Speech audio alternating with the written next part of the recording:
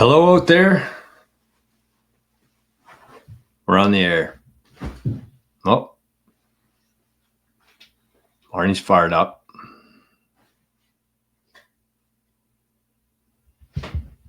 Good morning. I think we're live.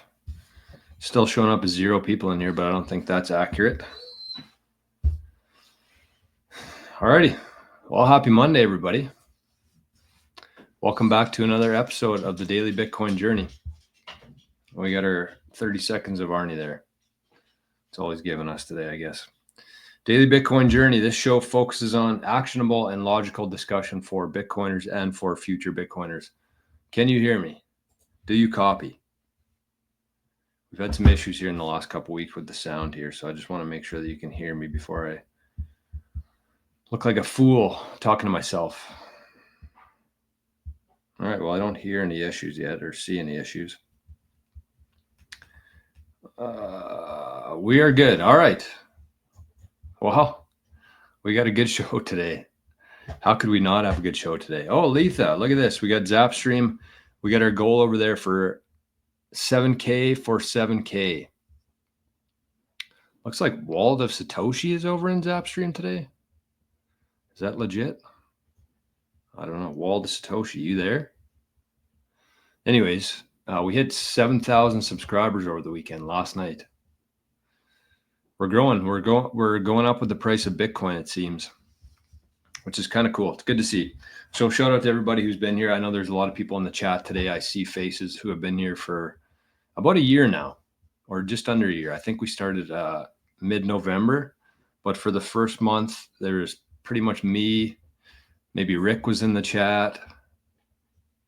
That was about it. Maybe Anarcho was around. I don't know.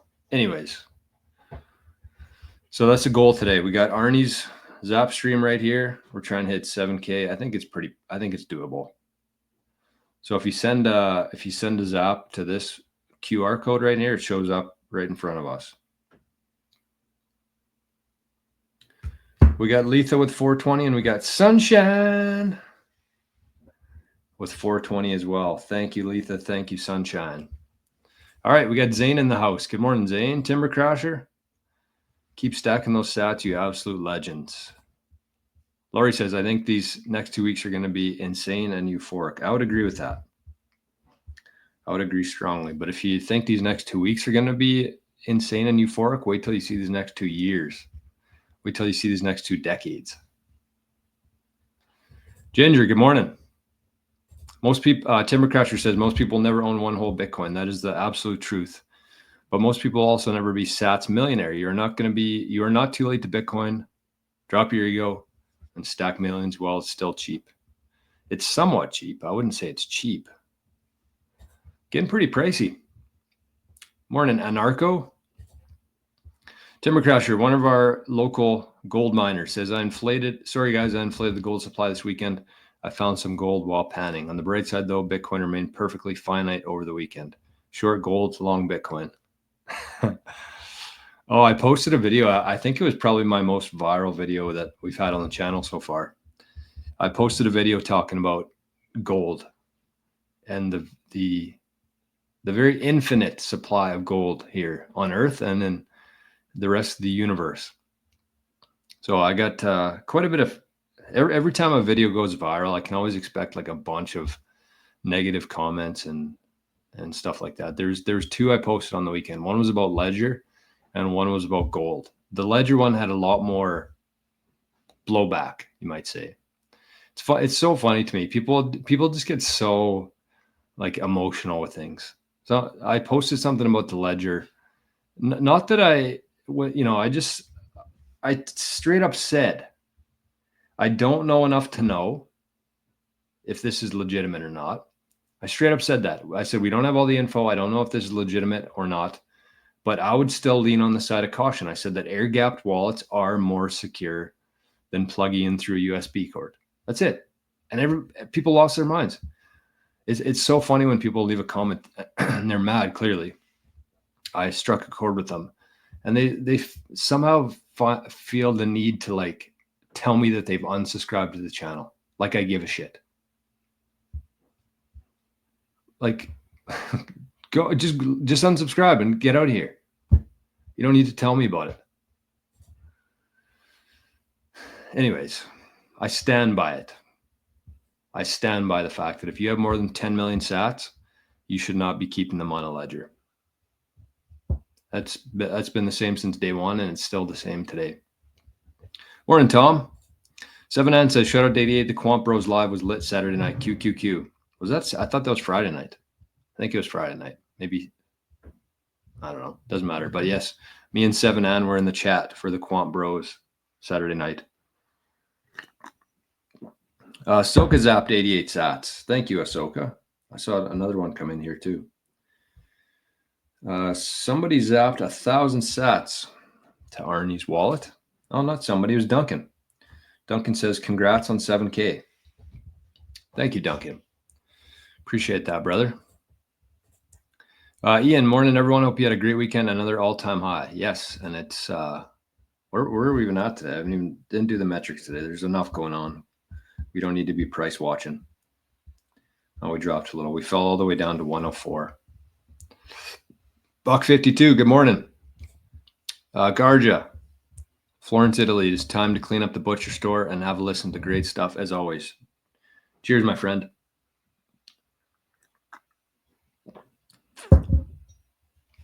All right, let's keep it rolling here. What else we got? Who else is in the chat here this morning? There's a lot of people. 60 people. How are we doing for likes? I'm gonna get ahead of Rick here. How are we doing? We got about half. Half the folks have hit the like button. Have gone out of their way. Have gone out of their way to press the like button. Duncan, good morning. Jay, good to see you. Rick Costa, our guy, smash the like yet? It's a good question. Ask yourself that. MicroStrategy going up, is it? I'm guessing. I figured it would. We got MicroStrategy Monday today. I got a special one. I got a couple things I want to talk about with MicroStrategy Monday. Actually, today's show is going to be more about MicroStrategy than Bitcoin, which I don't necessarily love, but there's a couple things, important things that obviously relate to Bitcoin, but we're going to talk about it in the lens of MicroStrategy. All right, I saw another zap come in here. I love this thing. It just lights up green. We get 500 sats with a little dog emoji for Arnie. So thank you. Mert's in the house. Good morning, Mert. Killer, Bunny, and Aaron from Nova Scotia. Right on. Love that. I love Nova Scotia. Love the East Coast. PEI, Nova Scotia, New Brunswick. Got to get to Newfoundland. That's my next stop. Sam's in the chat. Good morning, Sam. Drew says, hey, Drew, are you aware of any reputable custody options in Canada that offer insurance, like Bitcoin insurance? I don't think so. Definitely an opportunity there. I'm kind of sniffing around a little bit in that. My brother is actually in insurance. He's a part owner of an insurance company. So I'm getting him. He's a Bitcoiner too, not obviously this level of having a YouTube channel. But yeah, I don't know. I got a couple. Drew, I haven't really talked a whole lot about this yet on the channel, but it is something I'm going to be talking more and more about in the next couple months. But we do now have a custody option, not just for Canadians, but for all Bitcoiners. And we've been kind of looking around at our competitors and what they're charging. And I think that there's a really big opportunity for us to provide just as much security, if not more, with a certain protocol that we're using for custody and inheritance stuff, and do it for significantly less money. So it looks like, from what I've seen and heard, a lot of these collaborative custodies are charging about 1% a year to hold on to that, which I think is insane. So we have a custody and inheritance protocol that's being built out right now. It's already done. It's ready to go. There's already a couple people who have gone through like what would you call it? I don't know. I can't think of the word. The trial run. So if you're into that, if you're interested in just learning a little bit more about it and how it all works and how it would benefit your setup, then just shoot me an email. and we'll have a chat and go through it. 9 o'clock. Oh, I got a meeting at 9. That's less than ideal. I didn't know that. Guess I should check my calendar before the show starts. Okay, well, we're not going to get through the comments today, it looks like. Unfortunately. Whoa, I didn't see this. Freeland just resigned. I mean, usually I would be happy about that, but I'm getting very sick and tired of these criminals who are just resigning. And then that's it. They do all this damage to whatever country they're in, Canada in this case, and then they just resign. I don't want people to resign. I want these people in handcuffs, because treason is a serious offense. And I saw one of the other ministers within the Liberal Party resigned yesterday. Oh, that makes me sick. That makes me sick. Anyways, okay, well, we have so much news. We don't have a whole lot of time. So let's keep this train rolling here. Wow. That's wild. Okay. So a couple of huge things today. Huge things. Obviously, we hit the all-time high last night. What was it, 106 something? I think 106 was the highest. I don't think we got to 107. Did we? I don't think so. We only got to 106. Yeah, 106, 352. That's what I got here. So we hit the all-time high. We have an all-time high in hash rate right now. I'm just going to take a really quick look at the mempool here and show you what's going on. Bitcoin is just absolutely insane right now. Insane. So we're currently, we crossed another 1,000 blocks here. We're at 875,017. And we had another upwards adjustment in hash in the difficulty adjustment. So that's at least 5 or 6 upwards adjustments in a row for the hash. We hit an all-time high in hash, which in my opinion is the most important metric in Bitcoin. Look at this difficulty adjustment. It's just been ever since October. 1, 2, 3, 4, 5, 6 in a row. That is very, very, very important. If you don't know much about the difficulty adjustment, I would strongly suggest you take some time and educate yourself on it. It is one of the most important aspects of Bitcoin. So great news all around. Hey, Harish. Hello, sir. I'm new to your channel. Welcome. Welcome, welcome, welcome. Hey, Mr. Yolfang. I recognize that face, that name. Good morning. Phil says, love your thoughts, insights. Phil from the UK. Good morning, Phil. Good morning, Byron. Good morning, everybody. So we got a new all-time high price. We got a new all-time high in the energy going into the Bitcoin network, also known as hash rate. The euro, we hit 100,000 for the first time in euros yesterday. QQQ announcement on Friday from MicroStrategy, massive news. The FASB today. So that's what we're going to spend some time talking about today. We're going to talk about MicroStrategy, the FASB. I got a little spreadsheet and the QQQ and a few more things here. So let's start with the FASB stuff, because this goes into effect today, right? And I know that most people don't really understand what's happening with the FASB stuff and how big of impact it's going to have on MicroStrategy and Bitcoin overall. Because you have to remember, everything that happens within MicroStrategy has a direct correlation to Bitcoin. And I'm going to talk about some big players and big banks who have been absolutely aping into MicroStrategy. And the reason they're doing that is because they can't actually hold Bitcoin themselves. So when you see like the Swiss banks and a few other I'm going to talk about today buying MicroStrategy, they're buying it for Bitcoin. They're not buying it for the tech part of MicroStrategy. They're buying it for exposure to Bitcoin. So let's talk about FASB. And I have heard a lot of people talk about this in the past. It is quite difficult to really wrap your head around, like, and kind of boring as well, but it has massive implications. So for anybody who's new to the channel, I was a CPA in my past life. I retired my designation a year ago now, or 2 years ago. So I have some experience in accounting,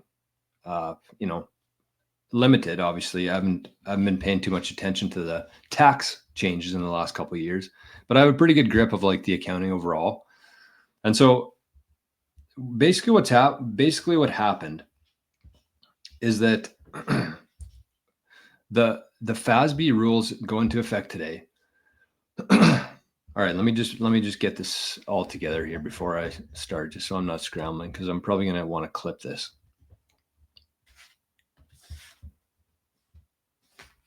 All right. So the first part of MicroStrategy Monday today, what we're going to be talking about is the FASB laws that changed today. They updated today, much more favorable for MicroStrategy and any other public companies who are holding Bitcoin on their balance sheet. And so up until today, these rules were not only not fair, they were insane. Like they're basically what these are based around is intangible assets. And so that's stuff like patents, like royalties, and to their, it kind of makes sense for that kind of stuff because we're talking about impairments. So I'm going to talk about this stuff, and then hopefully once we look at this spreadsheet, you can have a better understanding of what exactly is happening here. So essentially up until today, Bitcoin was recorded for any public companies who held Bitcoin on their balance sheet. They had to hold it at their cost base. So whatever they paid for that. So let's say that a company bought back when it was $20,000 and it's now worth $100,000 today. They had to record it at 20,000 at their initial cost. And if it ever went down from there, that's the impairment aspect of this. Let's say it dropped from 20 to 15. They had to now record it at 15. So even though it's worth $100,000 today, they had to record it at 15,000, right?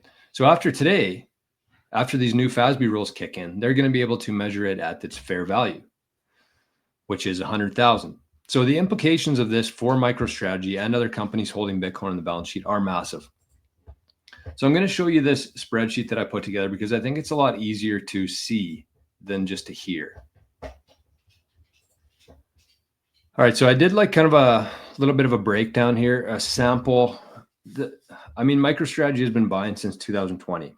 And we know that since 2020, Bitcoin's gone up to 65 or 69, and then all the way down to 15.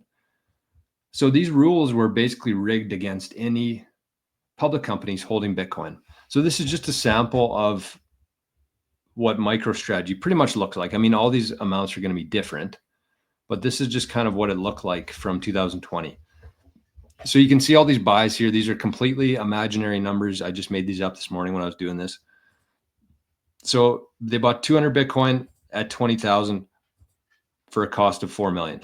Total value 4 million. Next year they buy 100 Bitcoin at a price of 40,000. Their cost is 4 million again, and now the total value is 12 million because it's now worth 40,000 per Bitcoin. And then they buy more, and then you can see here this is kind of exactly what happened back in 2022 when it dropped down to 15,000. So that's kind of where everything changed. So they're recording it at their cost base up until then. And then you can see that they have this big impairment loss here because it went from 60 down to 15. And so they had to record that impairment loss on their income statement. So not only do they have to record the impairment loss on their income statement, but they also have to mark down their Bitcoin to the adjusted value after it went down. Record the impairment. So you can see what this looks like here. And then of course I went back up to 100, started going to 35, 50, 100 for a total value today with all their Bitcoin, 1,150 Bitcoin at $100,000 per Bitcoin for $115 million. So that's kind of just a company. This isn't MicroStrategy. This is just a completely imaginary company. But this is what it maybe looked like from 2021 till today. So let's see what this looked like pre-FASB, pre-rule change today. So their cost base, you can see here is this 33. This is how much they paid. That's their cost.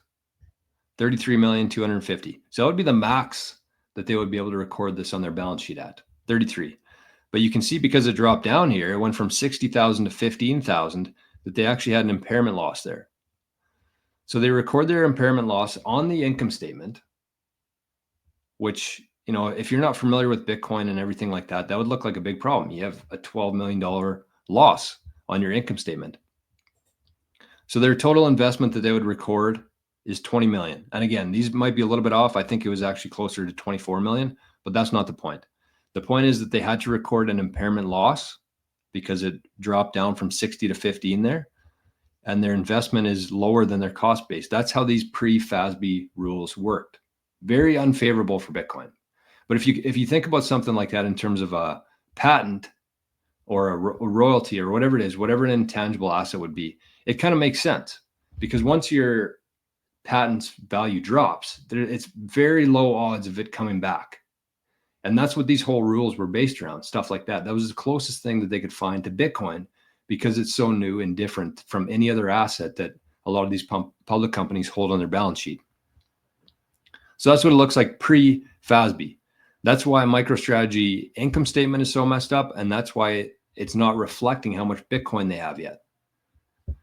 So after today, you can see the cost here is the same, 33 million. That's this number here. That's the price they paid for all the Bitcoin. That's their cost base. But they actually can now report a gain of 81 million compared to a loss, an impairment loss of 12 million. They can now record a gain of 81 million, which is exactly how it looks. This is what the reality of things are. They just weren't allowed to record the reality of their financial statements until today,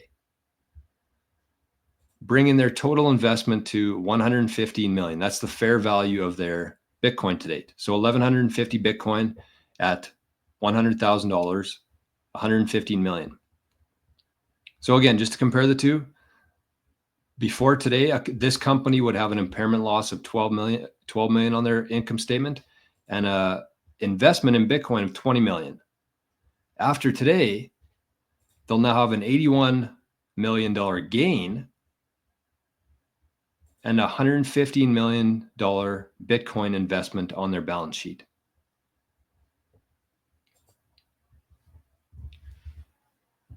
So that is huge, huge. And if you're just like an investor out there who was looking at MicroStrategy before, and you saw these impairment losses, you saw the investment of their Bitcoin, what that looks like on the statements. If you didn't know what was going on there, or the strategy, or what Bitcoin is worth today, you'd be like, this company sucks, just because of the way they had to record this for the accounting standards. But after today, it's like night and day. So you combine that with the QQQ index getting in, and I want to share a quick video here. I think we're going to run out of time today, but I want to share a quick video here. I'm kind of panicky today. I didn't know that I had a meeting in 17 minutes today. It's okay. We'll get through it. Of course, I did not send the email. There we go. Okay, so the big news Friday was that MicroStrategy got into the QQQ index, which is the top 100 companies. I think it's the second or third largest ETF index in the world. So it's huge news. Huge news. There's a lot of people, including these. We got a couple more 0-hour dipshits to talk about today. Everybody's favorite 0-hour dipshits. So let's listen to these fellas on the Dumb Money podcast. I don't know when this was. I don't think it would be very long ago. But let's listen to these. Dumb Money, it's called. That's their podcast, Dumb Money. And they're really living up to their name here. This is an interesting comment from Stephen. MSTR has a very limited float and is being pushed up by Bitcoin so much that it may be put in the SPY and QQQ indexes, which will cause more forced buying with a limited float. No, it won't. No, it won't. So those indexes, they have nothing is automatic. Those are hand chosen, and there's, I would say, a 0% chance that would ever get added. It's addition to just their size. It has to do with their profitability. There's a whole formula for it to even be considered for the S&P. But Dave, even if it met every qualification for consideration, they wouldn't do it. Period. Yeah. It's not happening. It's not happening. So I don't. My favorite thing about what's going to happen over these next couple of years is people like that.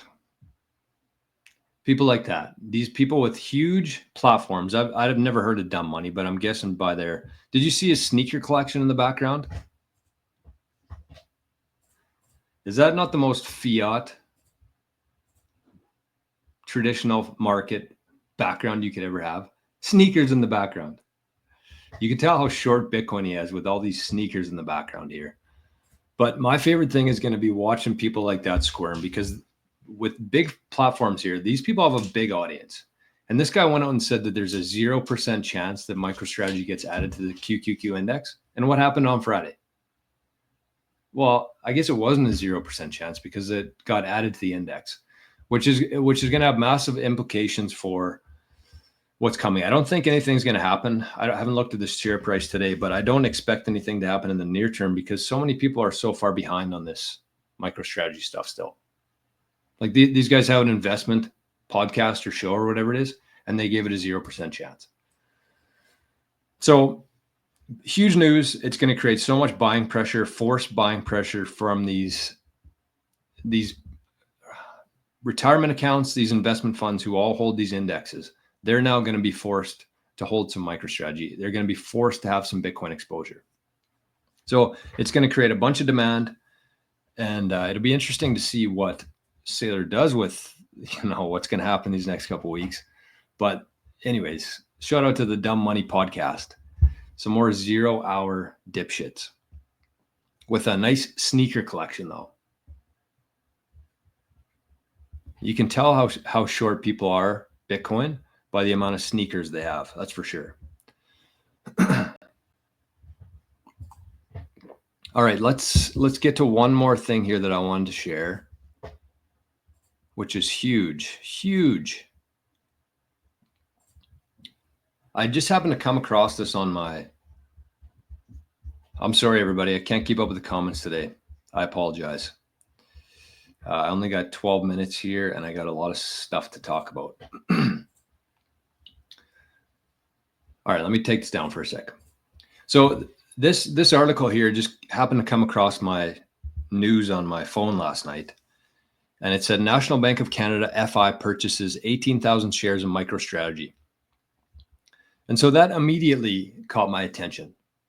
I knew that banks had been buying Bitcoin or buying MicroStrategy or buying Bitcoin ETFs. But it hit home for me when I saw the National Bank of Canada purchasing 18,000 shares of MicroStrategy. So I'm going to show you this article. I'm going to tell you some of the big banks who have been buying MicroStrategy this quarter. And then we're going to talk about what that means for Bitcoin, for the market, and for people like us. So let's bring this up. So it says National Bank of Canada FI purchases 18,000 shares of MicroStrategy Incorporated. And it goes on to get out of here. Goes on to talk about National Bank and a few other ones. So let me read these out loud for you here. These are all within the article, but I figured I would just write them down. So National Bank of Canada FI now holds 39,000 shares, up 746% from the last quarter. UBS Asset Management, 639,000 shares in MicroStrategy, up 971% from last quarter. Charles Schwab Investment Management, 664,000 shares, up 587% from last quarter. Swiss National Bank, 468,000 shares, up 904% from last quarter. Sumitomo Mitsui Trust, 343,000 shares, up 1,077% from last quarter. And the international, this one's massive. And the International Assets Investment Management LLC now holds 238,000 shares, up 224,965%. So I'm guessing they had like 50 shares of MicroStrategy before this quarter, and now they have 238,000 shares in MicroStrategy. So what does this mean? I mean, it kind of sucks, honestly.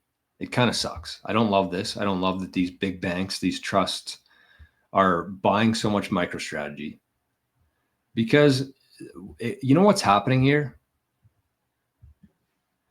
The transition is happening. And these banks, I don't know if they're aware that they just can't stop Bitcoin now, so they're going to be forced to embrace it, or if this was the plan all along.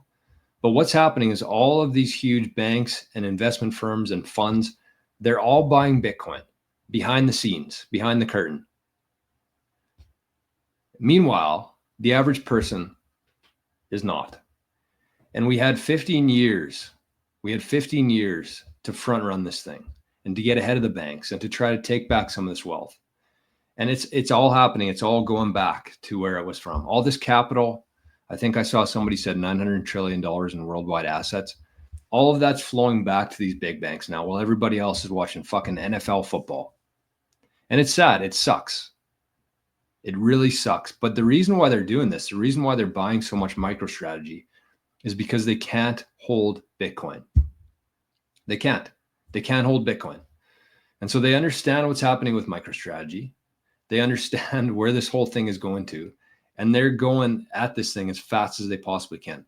Up 746%, up 971%, up 600%, up 904%, up 1,000%, and up 224,000%.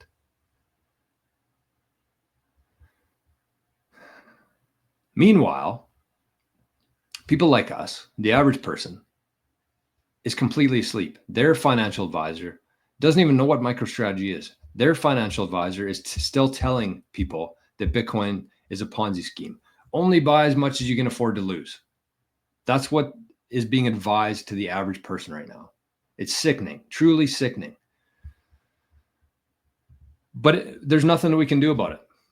There's nothing that we can do about it other than understand where we are, understand what's happening here, and do everything that we possibly can to get as much Bitcoin as we can. As much Bitcoin as we can. And, you know, everybody's in a different spot. I understand that financially. But when you understand the reason why these big banks and investment firms are buying so much MicroStrategy, is because that's the only way that they can get exposure to Bitcoin. The only way. So I don't know. It's frustrating. It's exciting. It's a very bittersweet feeling, but there's nothing that we can do about it. So I got 7 minutes here or less. I'm going to try to get through a couple comments here. Holy. But I want to give a couple shout outs on the Zap stream. I see Spaceman's over there, zapped 121 sats. Thank you, Spaceman. Plunger's over there, Phoenix Falconer. Good morning, everybody. Okay, let me buzz through a couple comments here. Wow, that show went fast today. Badger, great to join you in the Amigos for the pump party last night. That was a lot of fun. A lot of fun. And more Bitcoin Amigos shout outs here. Eden, good morning, good morning. I had a few other things here. Did I? I don't know. Yeah, I want to watch one more video here, and I'll just cruise through the comments as we watch it, but I do want to talk about this too, because this is more important, in my opinion, than MicroStrategy stuff. Okay, so Jack Mullers, one of our favorite guys, was on the Tim Pool podcast last week. made a lot of waves. And so let me bring this up. This is a quick video, part of his interview, talking about Trump and the strategic Bitcoin reserve. In gold, and you're going to build a Bitcoin position with that. And it's 1 million Bitcoin is the target. I also know Trump is looking at a day one executive order. There's like sorry. Day one executive order for a Bitcoin reserve for the United States? Yeah, but so I know that there's people looking at the Dollar Stabilization Act is it gives the president wide discrepancy to protect the dollar. And there's potential to use a day one executive order to purchase Bitcoin. It wouldn't be at the size and scale of 1 million coins, but it would be a significant position. And it'd be a message that the United States, listen, here's what I think isn't talked about enough about the strategic gold.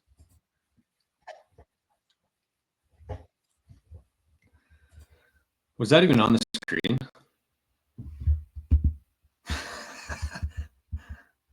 I hope so. Was it?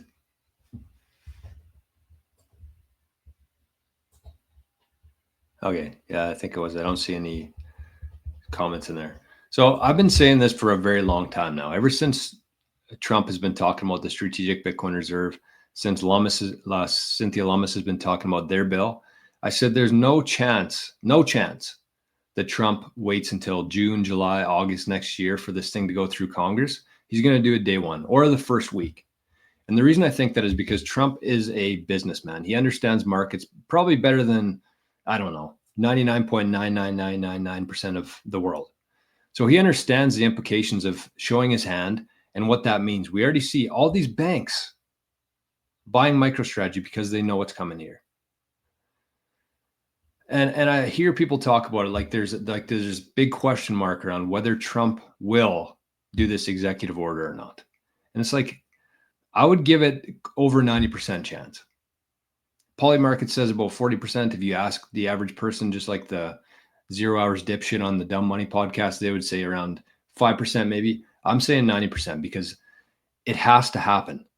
Otherwise, they're going to lose so much ground here. And Trump is not an idiot. Contrary to what the media will tell you, Trump is a very intelligent person, especially in markets and finance. So that's going to happen in less than a month from now. And it's like, it just blows my mind how people like the Dumb Money and your average person, they need to wait until things actually happen. They don't have any sort of foresight or vision and common sense and logic of what's going to happen here. They have to wait for their TV to tell them that something happened. It's like the QQQ thing. It was very obvious that it was going to happen to anybody who's paying attention. And then everybody's all surprised. The market wasn't priced in at all because nobody expected it to happen because they're waiting for the announcement first. And I think it's going to be the exact same with Bitcoin and with Trump. Everybody's going to wait until it actually happens. And they're going to say, holy shit, I got to get some Bitcoin. Whereas if you just have been paying attention at all and use common sense and logic and look at this thing objectively, you know what's going to happen here. So that's where this whole opportunity with everything comes in. If you can have the vision, the foresight, and try to make sense of things by connecting dots, you have such a huge advantage over 99% of the people and the financial advisors and the investment funds. Wow, that was a wild, wild show today. Probably the shortest show we've done in a while. I touched on 0 comments, but I do have to go here. I'm sorry. I would love to stick around. Maybe I'll hop on after. I don't know. We'll see.